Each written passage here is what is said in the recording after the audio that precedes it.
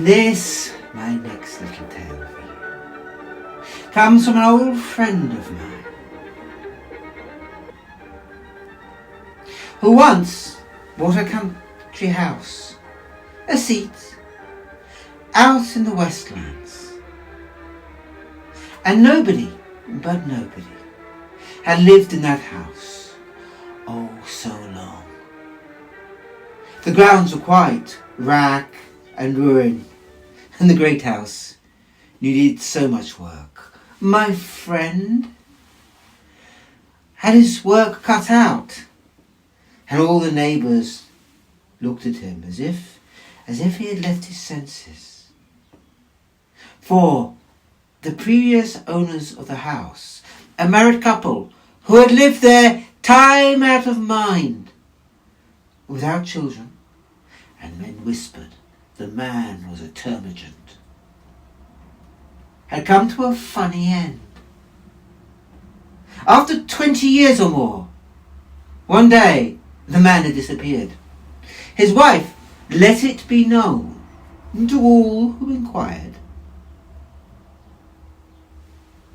that he had gone to Switzerland to be with some fancy woman. And such was his character that nobody disbelieved her. And she lived in the house another 20 years or more. And that was when the brambles had gone and the roof had collapsed. People said it was as if she hated the house, for it had been her husband's. And in the end she died, and her relatives had all by then died out, and they had no children.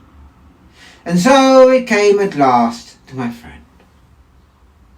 Well, my friend was a great gardener and a great man about the house. He spent a year, would you believe, choosing wallpaper, redesigning the ceiling so that it had a embossed blue and golden rose finish.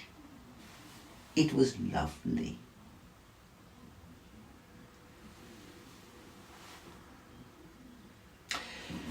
And then he turned to the garden.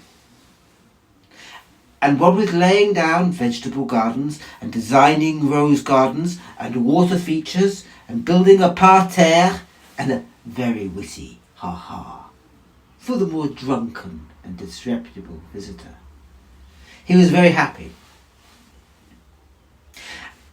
But there was one thing that nagged him. On the lawn, out from the great bay windows, from the room he meant to be the ladies' drawing room, there was a little patch of earth, perhaps 6 foot long and 3 feet wide. And he had noticed it from the moment his carriage had taken him there. For nothing seemed to grow there. Nothing at all. He tried planting his best roses, but they withered. He tried planting sweet peas that everywhere else in the garden grew with abundance. Nothing. Even nasturtiums died in that little dark pit at the end of the lawn. And he wouldn't have minded so much. But you could see that bit of garden right out from the bay window. It was what you saw. It was the view. And to have it there withered and dead, while all else was verdant, started to irritate him beyond measure. In the end, he decided to go back to that dream of boyhood of his. If he could not grow anything there, he could keep something. So he had ordered from Italy the most baroquely perfect cage, an aviary, big. It was 6 feet long and 3 feet wide, and he had it mounted on that spot. And then in it he put a female green and an African grey parrot, who he meant to teach to speak. Indeed, although everybody who sells you a parrot will tell you this, he was told they practically could talk. Well, All summer, the two birds were in their cage above the dead patch where nothing grew. And he would go out to them and he would try to get them to speak, but they would sit there, back on back. And the grey parrot, the male, looked malevolent, and the green parrot always meek. And he would come out sometimes and they were fighting, and the grey parrot was beating the green parrot backwards and forwards across the cage. And he would have to separate them at last. And then there came one day, towards the end of summer, August it was, and he came out, and the grey parrot was dead. Fallen out of the cage, it seemed to be. Now parrots die for strange reasons. But it seemed odd to him that it was this one that had died. But he dug a small hole under the cage, and there he laid the grey parrot. And as he buried it, something happened. A voice rang out. Pity, pity, pity. And he looked up. And the green parrot seemed to be speaking. Pity. What a funny word for anyone to teach you, he said. But my friend thought, well, it all takes all sorts. Perhaps it was a drunken sailor. Say pretty Polly. But the parrot just looked at him with eyes as sad as time. Pity me. So cold I am beneath the clay. Pity me. Lie here I am. So cold I am beneath the clay. Pity me. Pity me. And my friend said the voice was quite uncanny. And he beat a hasty retreat into his own little parlour, there to have a few refreshments. And he went out the next day to see what would happen. And he stood near the parrot. And at first it seemed to say nothing, just sulked in the corner of its cage. And then when it saw him, it turned its full, uncanny golden eyes at him and said, Pity me.